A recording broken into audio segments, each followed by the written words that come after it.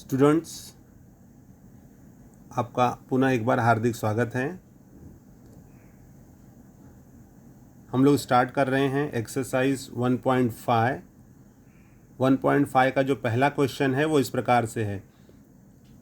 दो संख्याओं का अंतर 3 है, बड़ी संख्या का 3 गुना और छोटी संख्या के दुगने का योगफल 19 हो तो वह संख्या ज्ञात कीजिए।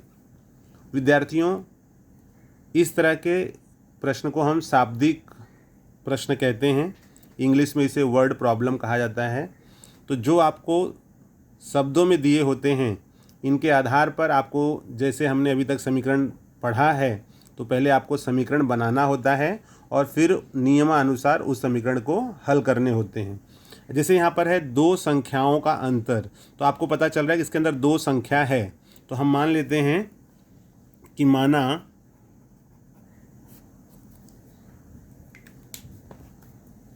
माना बड़ी संख्या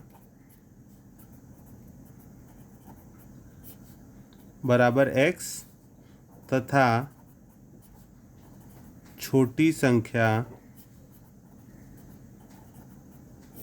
बराबर y। तो दो संख्या कहा गया था, दो संख्याओं का अंतर 3 है, तो बड़ी संख्या x और छोटी संख्या y। अब यहाँ पर जो कहा गया है दो संख्याओं का अंतर 3 है, तो पहली शर्तानुसार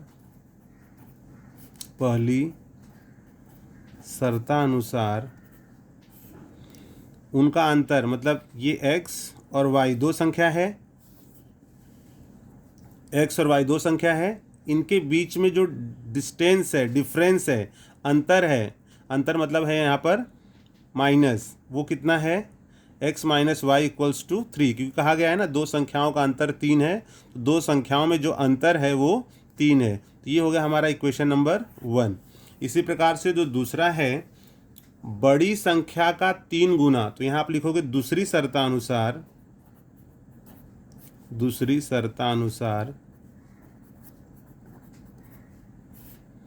बड़ी संख्या, तो बड़ी संख्या क्या है हमारी x, इस संख्या का 3 गुना, बड़ी संख्या का 3 गुना छोटी संख्या के दुगने।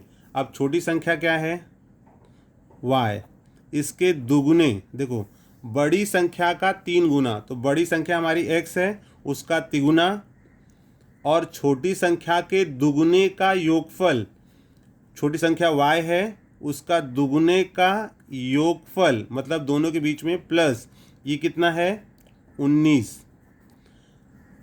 हो तो वह संख्या ज्ञात करो। मतलब हमें बताना है कि x और y का मान क्या आएगा। तो इस प्रकार से हमें मिल गया ये हमारा इक्वेशन नंबर 2। अब इसे अगर हल करना है, तो जैसे मैंने आपको अभी तक जितने समीकरण आपको बताए हैं उसमें आपको मैंने बताया है कि आपको कोई भी एक चरांक को इक्वल करना होगा। जैसे यहाँ 2y है तो यहाँ भी 2y हो, तो अगर -2y + 2y तो जोड़ने की क्रिया करते थे तो ये कैंसिल हो जाता। तो क्या करेंगे इसमें, अगर हमें ये और ये सेम करना हो तो यहाँ हम लिखेंगे समीकरण 1 में 2 से गुणा करने पर, ठीक है, 2 से गुणा करिए, देखिए क्या मिल रहा है आपको। इसमें आप गुणा करो तो आपको मिलेगा 2x माइनस 2y, 2 3 ज़ा 6। ये हो गया हमारा इक्वेशन नंबर 3। अब आप देखोगे 1 से 3 बन गया, तो समीकरण 2 और 3 को जोड़ने पर समीकरण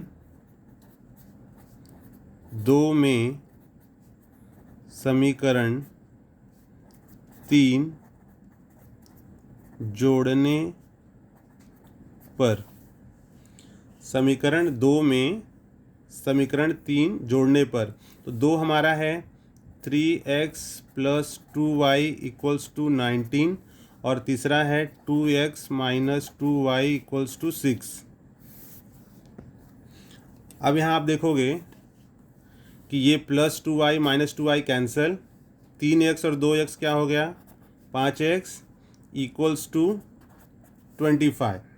ठीक है, 5x हमें 25 मिल गया।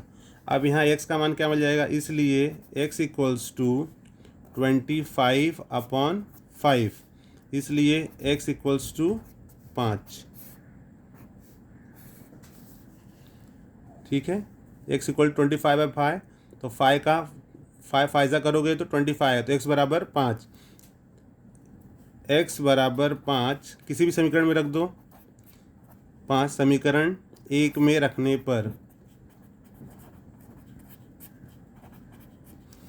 अब 1 में रखोगे तो आपका जो समीकरण है वो है x minus y equals to 3, इसलिए x बराबर 5 रख दो, 5 माइनस वाई इक्वल्स टू 3, और ये हो जाएगा, इसलिए minus y equals to 3 minus 5, इसलिए माइनस वाई इक्वल्स टू -2, इसलिए y इक्वल्स टू 2।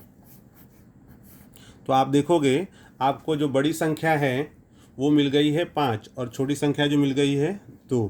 तो यहाँ आप लिखोगे, इसलिए बड़ी संख्या बराबर 5 तथा छोटी संख्या बराबर 2। तो इस प्रकार बच्चों हम ये बता सकते हैं कि बड़ी संख्या 5 और छोटी संख्या 2 है।